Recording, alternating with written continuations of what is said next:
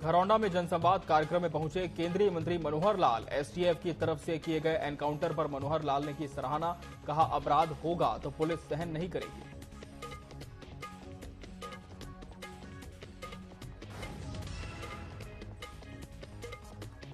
सात राज्यों की 13 विधानसभा सीटों पर हुए उपचुनाव में वोटों की गिनती लगभग खत्म। जालंधर पश्चिम सीट से आम आदमी पार्टी प्रत्याशी मोहिंदर भगत 37,325 मतों से हासिल कर चुके हैं जीत।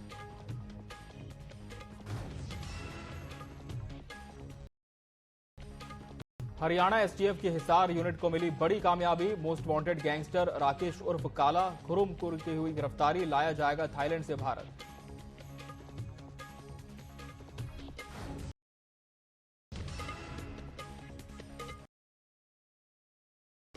विश्व स्काई डाइविंग दिवस पर केंद्रीय पर्यटन मंत्री गजेंद्र सिंह शेखावत ने हरियाणा के नारनौल में स्काई डाइविंग की। कहा, आज का दिन भारत और दुनिया के लिए बहुत महत्वपूर्ण। नारनौल में पहली निजी स्काई डाइविंग सुविधा खुली।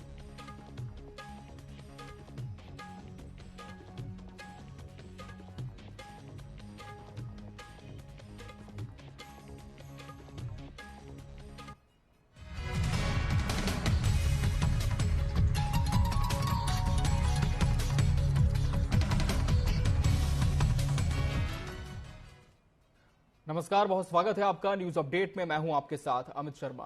हरियाणा के मुख्यमंत्री नायब सिंह सैनी की अध्यक्षता में मंत्रिमंडल की बैठक आयोजित की गई, जिसमें अनुसूचित सड़कें और नियंत्रित क्षेत्र अनियमित विकास प्रतिबंध नियम सहित 2018 का कार्यान्वयन को मंजूरी दी गई। आपको बता दें, अक्षय ऊर्जा विद्युत परियोजनाओं के लिए कोई भी संपरिवर्तन प्रभार और समीक्षा फीस प्रभारित नहीं की जाएगी।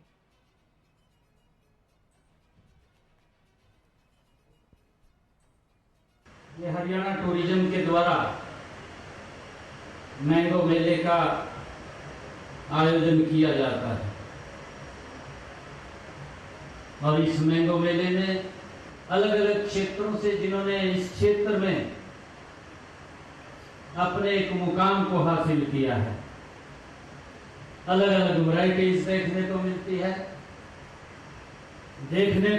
है।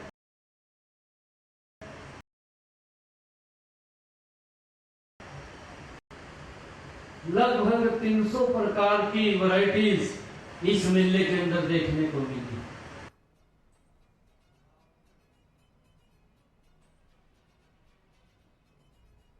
केंद्रीय ऊर्जा मंत्री मनोहर लाल ने करनाल के घरौंडा में जनसंवाद कार्यक्रम आयोजित किया, जिसमें सैकड़ों लोगों ने अपनी समस्याएं बताईं।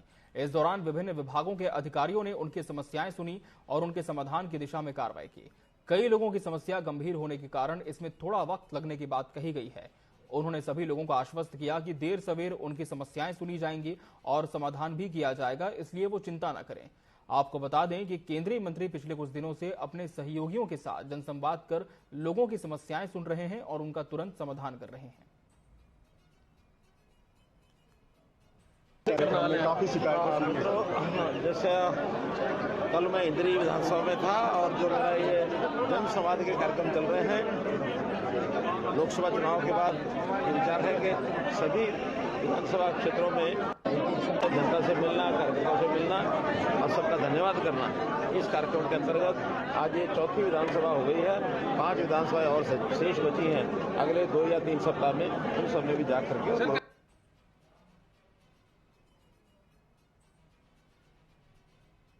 हरियाणा के मुख्यमंत्री नायब सिंह की अध्यक्षता में मंत्रिमंडल की बैठक हुई, जिसमें कैथल के सीरधा गांव में स्थित अमरनाथ भगत जयराम गर्ल्स कॉलेज का राज्य सरकार की ओर से अधिग्रहण करने की मंजूरी दी गई। मंत्रिमंडल ने यह निर्णय उच्च शिक्षा के प्रति प्रतिबद्धता को दर्शाते हुए और स्थानीय समुदाय की लगातार मांग को मानते हुए लिया है। यह संस्थान अब अपनी सभी उपलब्ध सुविधाओं के साथ राज्य सरकार के तत्वाधान में काम करेगा।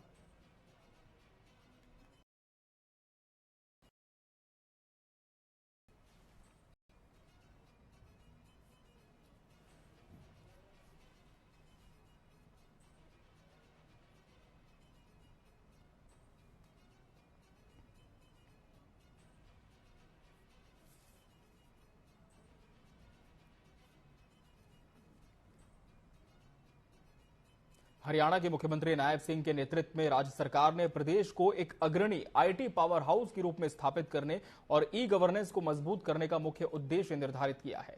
जिसके लिए रोजगार को बढ़ावा देने के लिए आईटी सक्षम युवा योजना 2024 की घोषणा की गई। इस योजना के पहले चरण में 5000 युवाओं को रोजगार देने का लक्ष्य रखा गया है। वहीं मुख्यमंत्री नायब सिंह ने कहा कि ये योजना न केवल युवाओं को रोजगार के अवसर प्रदान करेगी, बल्कि राज्य की आईटी क्षमताओं को भी बढ़ावा देगी।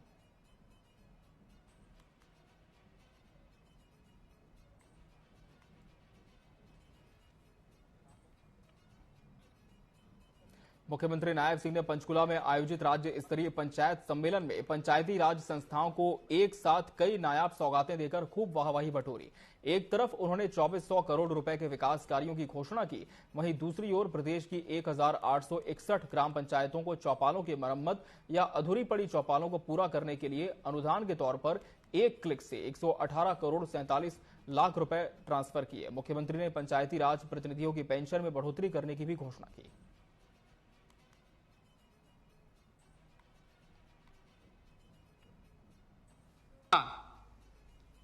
2014 से पहले वो 600 करोड़ रुपए था बजट, और आज कितना है? आज ये बजट 7276 करोड़ रुपए है। एक जमीन आसमान का अंतर है। मैंने आपके सामने आंकड़ों से बात रखी है। ये 2014 की बात मैं कर रहा हूं। 2014 में 600 करोड़ रुपए का पंचायतों का बजट था। 2024 के अंदर 7500 करोड़ रुपए का हो गया। ये अंतर इस सरकार के अंदर विकास कार्यों का दिखाई देता है। हरियाणा के पिंजौर में 31वें मैंगो मेले का आयोजन किया गया, जिसमें सीएम नायब सिंह सैनी भी शामिल होने पहुंचे। इस दौरान सरकार भी इस उद्देश्य को आगे बढ़ा रही है। उन्होंने किसानों से ऑर्गेनिक खेती को अपनाने की अपील की।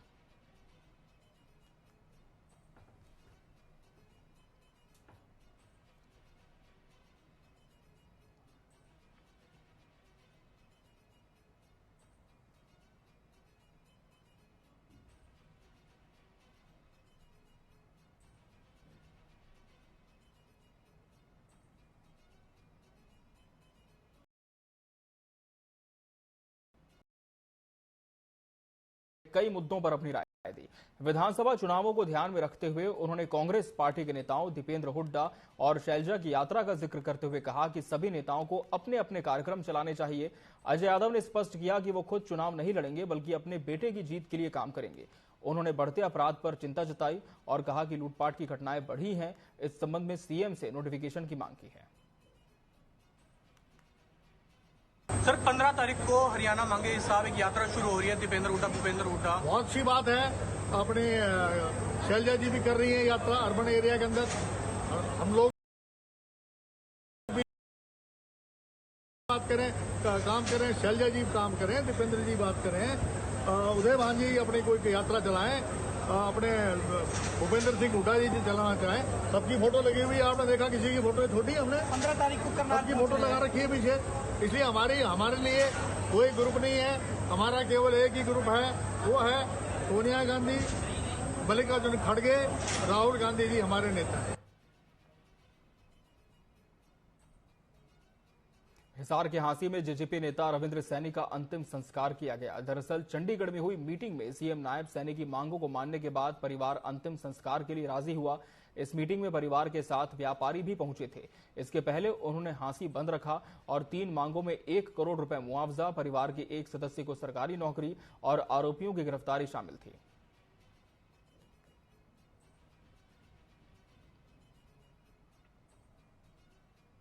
सोनीपत के खरखोदा में भाऊ गैंग के 3 शूटर्स एसटीएफ सोनीपत और न्यू दिल्ली रेंज आरके पुरम क्राइम ब्रांच के साथ हुई मुठभेड़ में ढेर हो गए हैं। दिल्ली की टीम बदमाशों के पीछे लगी थी और एसटीएफ सोनीपत की टीम ने चिन्नौली रोड पर नाका लगा रखा था। नाके पर पुलिस को देखकर तीनों ने 25 से 30 राउंड फायर किए, जिसमें पुलिस ने बचाव में गोली चलाई तो तीनों घायल हो गए, जिसके बाद उन्हें अस्पताल लाया गया, जहां उनकी मौत हो गई। हमारी हरियाणा एसटीएफ सोनीपत एसटीएफ और दिल्ली क्राइम ब्रांच के साथ मुठभेड़ हुई है। विकी रंडाना और एक खारिया, उनके दोनों के और एक और बंदा और था, तीनों के साथ मुठभेड़ हुई है। एक हमारा पुलिसकर्मी भी इंजर्ड हुआ है और तीनों अभी हॉस्पिटल में हैं। सर मौत बता रहे हैं, तीनों की मौत हो गई है, किस तरह? अभी तो डॉक्टर बता पाएगा इस बारे में, तो मौके पे तो हम नहीं बता सकते। सर इनको इनाम भी रखा गया था क्या? कितने मर्डर्स में ये फरार चल रहे थे? हाँ, ये काफ़ी मुकदमों में फरार चल रहे हैं। ये कम से कम इनके ऊपर 4-4, 5-5 मुकदमे हैं।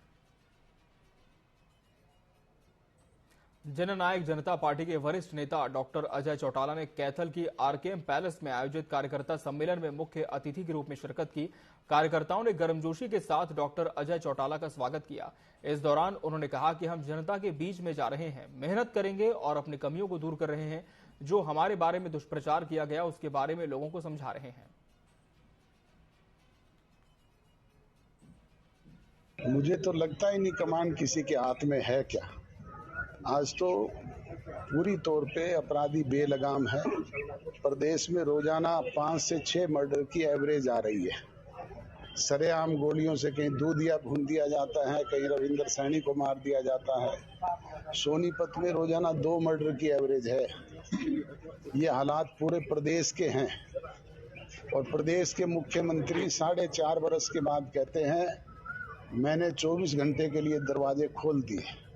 इसका मतलब 4.5 साल दरवाजे बंद थे। शुक्रवार को पंचकुला में राज्य स्तरीय पंचायत सम्मेलन हुआ, जहां विधानसभा अध्यक्ष भी पहुंचे और अपने संबोधन में उन्होंने सम्मेलन से एक दिशा मिलने की बात कही, जिससे ग्रामीण क्षेत्रों के विकास को गति मिलेगी। उन्होंने कहा कि सीएम नायब सैनी ग्रामीण जनता के हित में भी तेजी से फैसले ले रहे हैं। आगे कहा कि हमारे धर्म ग्रंथ बताते हैं देश की सर्वोच्च अदालत में नहीं लिए जा सकते। उन्होंने कहा कि पंचायतों के कारण अदालतों में मामले कम आते थे, ग्रामीण खुद अपने प्रतिनिधियों से सवाल पूछते थे। आज भाजपा सरकार में प्रदेश की पंचायतें शिक्षित हैं, महिलाओं के लिए भी अलग से आरक्षण दिया गया है।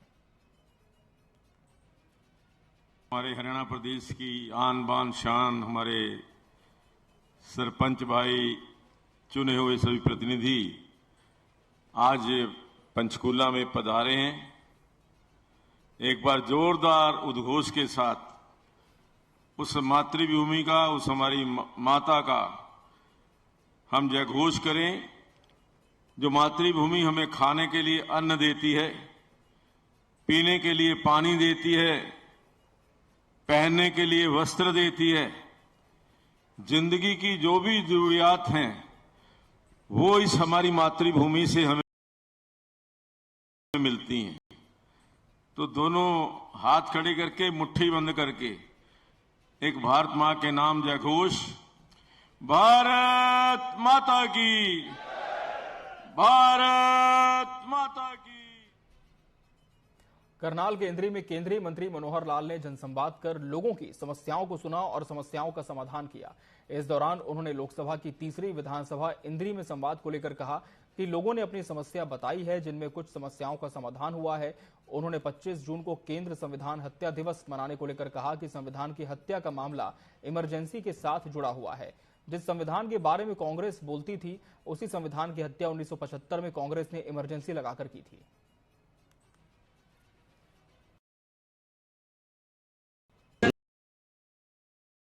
विधानसभा इंद्री के कार्यकर्ताओं के साथ, यहाँ की जनता के साथ एक संवाद है और उसमें लोगों ने अपनी समस्याएं भी बताई हैं और कुछ समस्याओं का तो हाथों हाथ हल हुआ है। कुछ यहाँ डिस्ट्रिक्ट एडमिनिस्ट्रेशन के साथ जुड़े विषय उनको दे दिए हैं। चंडीगढ़ के विषय हमने इकट्ठे करके चंडीगढ़ भिजवाने की बात की है और दिल्ली के जो विभागों के अन्य विषय हालांकि ज्यादा नहीं होते हैं। पलवल के गढ़ी पट्टी गांव में कारगिल शहीद राजवीर सिंह का 26वां बलिदान दिवस मनाया गया। इस मौके पर रक्तदान शिविर का भी आयोजन हुआ, जिसमें गांव के फौजियों के साथ युवाओं ने बढ़ चढ़कर रक्तदान किया। इस रक्तदान शिविर में 130 यूनिट रक्त एकत्रित किया गया। इस मौके पर उप मंडल अधिकारी रणवीर सिंह ने कहा कि जो देश के लिए शहीद होते हैं, ये एक परिवार के नहीं होते, ये पूरे देश के होते हैं।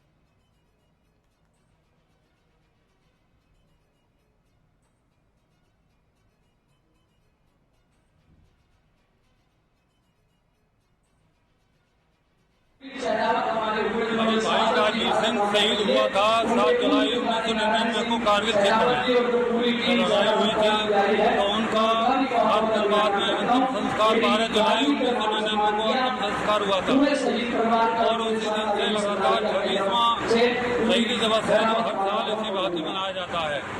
जिन्होंने एक ऐसे स्तूप को देश के लिए पैदा किया और हमारे देश का मान सम्मान बढ़ाया, हमारे शहर का, हमारे गाँव का। स्टेज पर उपस्थित सरदारी, मेरे सामने उपस्थित बुजुर्ग, माताएं, नौजवान साथी, प्यारे बच्चों,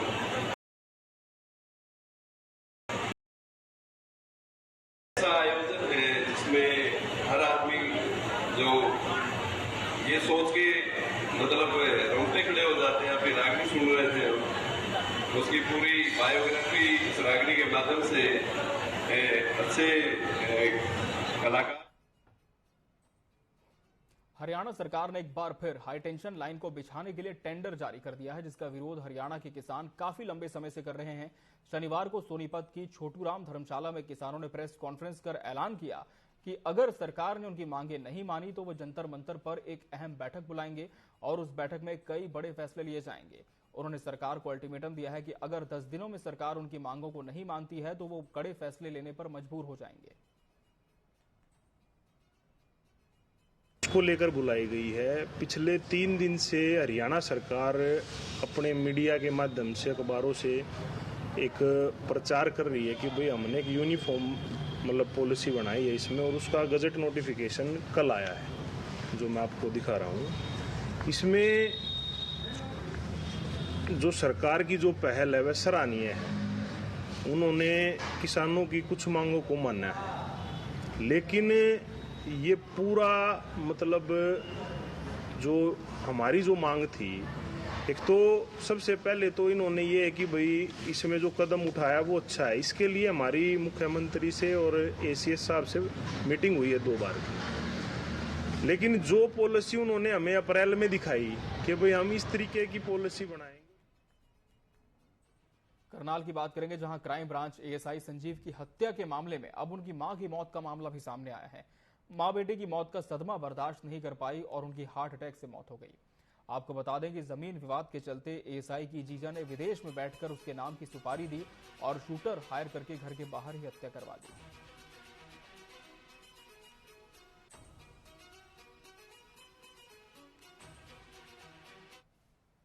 10 जुलाई को रात को कुछ 1:45 बजे हार्ट अटैक आया। हार्ट साइलेंसर अटैक आया जी।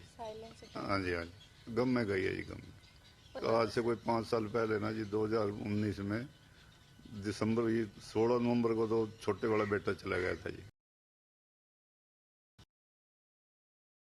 जो उसका पिताजी था वो वियोग में ही चला गया था जी।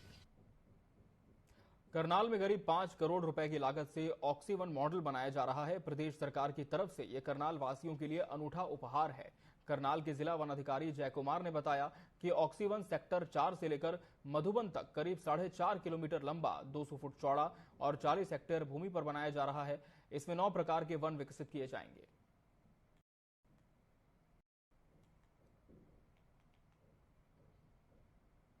अस्सी एकड़ भूमि पर प्लान किया गया था ये ऑक्सीवन करनाल में बनाने के लिए, ताकि करनाल के निवासियों को इसका पूरा लाभ मिल सके, ऑक्सीजन की कोई कमी ना रहे। और इसमें फर्स्ट फेस में हमने इसमें 2 किलोमीटर का पोर्शन लिया था, टोटल 4 किलोमीटर में से मतलब 40 एकड़ भूमि में हमने फेस 1 का कार्य किया और मिशन पर है और इसका जल्दी उद्घाटन भी किया जाएगा।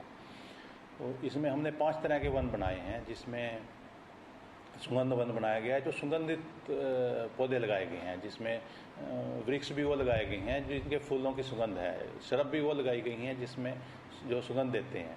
इसी तरह चितवन बनाया गया है। चितवन में वो वृक्ष लिए गए हैं जो सिर्फ फूल देते हैं, वो शरब ली गई हैं जो फूल देती हैं, ताकि उस फूलों वाले सभी शरब और वृक्ष प्रजाति के पौधे इसमें लगाए गए हैं। करनाल के सेक्टर 6 में स्थित बिजली बोर्ड के दफ्तर पर शनिवार को सीएम फ्लाइंग की टीम पहुंची। सीएम फ्लाइंग की टीम ने बिजली बोर्ड के दफ्तर में रजिस्टर और रिकॉर्ड्स को खंगाला। जिस किराए की बिल्डिंग में बिजली बोर्ड का दफ्तर है, वहां सीलन के साथ छत टपक रही है, जिसके चलते फाइल भी खराब हो जाती है। दरअसल टीम को अलग अलग विभाग में काम में देरी और भ्रष्टाचार की शिकायतें मिलती हैं, जिसके कारण सीएम फ्लाइंग की टीम ऐसी छापेमारी करती है।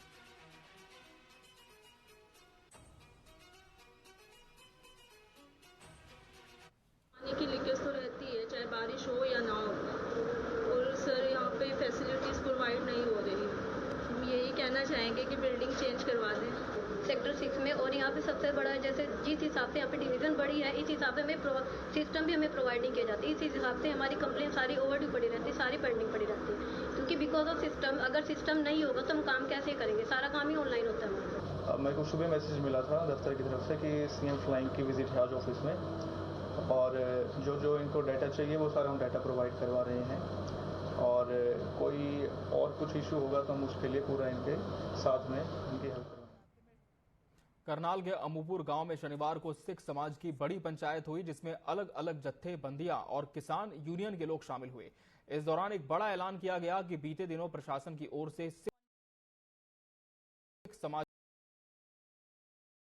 सिख समाज के लोगों ने चेतावनी देते हुए कहा कि अगर प्रशासन और सरकार ने दोबारा इन परिवारों की तरफ देखा तो सिख समाज बर्दाश्त नहीं करेगा। बहुत बड़ा धन्यवाद करना चाहते हैं। ਅਸੀਂ ਸੁਣਿਆ ਸੀ ਕਦੀ ਧਰਤੀ ਤੇ ਰੱਬ ਉਤਰ ਕੇ ਆਂਦਾ, ਪਰ ਅੱਜ ਅੱਖਾਂ ਨਾਲ ਵੇਖ ਲਿਆ।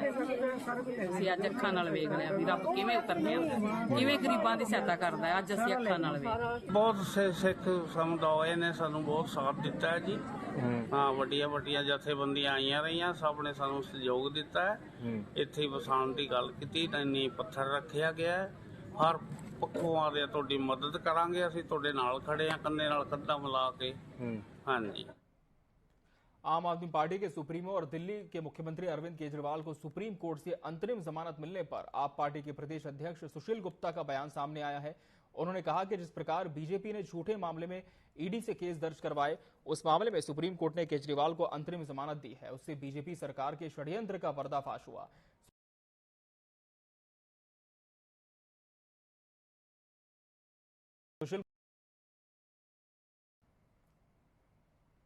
दोनों कोर्टों के फैसले जमानत के साबित कर देते हैं कि अरविंद केजरीवाल जी की जो गिरफ्तारी की है वो राजनीतिक दुर्भावना से ग्रस्त थी। अरविंद केजरीवाल जी के खिलाफ एक षड्यंत्र था। जालंधर की बात करेंगे, जहां पुलिस ने खालिस्तान समर्थक सांसद अमृतपाल के भाई हरप्रीत सिंह सहित अन्य 2 आरोपियों को ड्रग्स के साथ गिरफ्तार किया। पुलिस ने आरोपियों को अदालत में पेश किया। कोर्ट ने आरोपियों को 14 दिनों के लिए जुडिशियल कस्टडी में भेज दिया है। अमृतपाल के भाई हरप्रीत सिंह से 4 ग्राम आइस ड्रग्स बरामद की गई है। एसएसपी अंकुर गुप्ता ने कहा कि ड्रग्स के खिलाफ स्पेशल मुहिम चलाई गई है। इसके तहत पिछले 3 सप्ताह से कुछ व्यक्तियों को गिरफ्तार किया गया, कुछ व्यक्तियों की प्रॉपर्टी सीज की गई।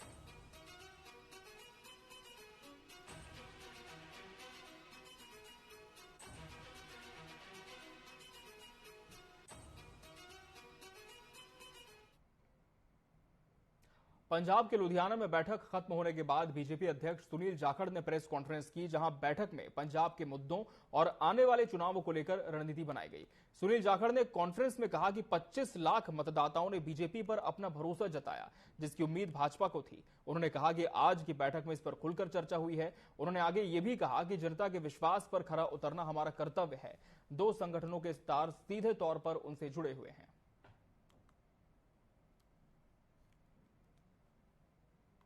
पिछले दिन जी दुगरी एक घर से फायरिंग की गई सी, ਉਹਦੇ ਵਿੱਚੋਂ ਅਸੀਂ 4 ਬੰਦੇ ਅਰੈਸਟ ਕੀਤੇ, 3 ਬੰਦੇ CIA 3 ਨੇ और 1 ਬੰਦਾ CIA 2 ਨੇ।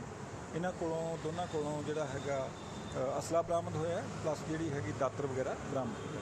सर किन्ने का असला, मतलब किस तरीके ਦੇ ਨਾਲ ਇਹਨਾਂ ਦਾ ਅੱਗੇ ਬੈਕਗ੍ਰਾਉਂਡ ਕੀ ਹੈ? ਇਹ ਇੱਕ ਸਾਗਰ ਨਿਊਟਨ ਨਾਂ ਦਾ ਬੰਦਾ ਹੈਗਾ, ਜਿਹਦੇ ਨਾਲ ਕਹਿਣ ਤੇ ਇਹ ਇਸ ਤਰ੍ਹਾਂ ਦਾ ਕੰਮ ਕਰ ਰਿਹਾ ਸੀ। ਫਾਇਰਿੰਗ ਵੀ ਉਹਦੇ ਕਹਿਣ ਤੇ ਕੀਤੀ ਸੀ ਇਹਨਾਂ ਨੇ।